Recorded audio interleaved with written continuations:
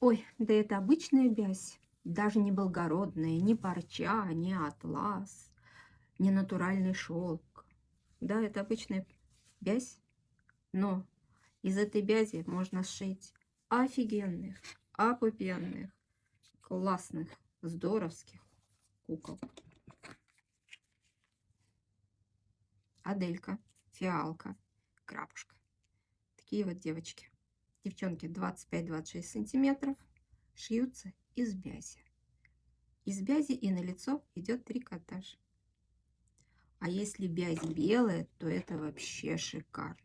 Вы можете ее покрасить сами вручную.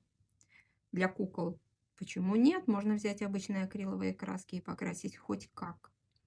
А как красить ткань я уже показывала несколько раз на своем аккаунте. Плюс можете любой рисунок на нее нанести. Так что бязь может быть даже и покруче, чем парча и атлас.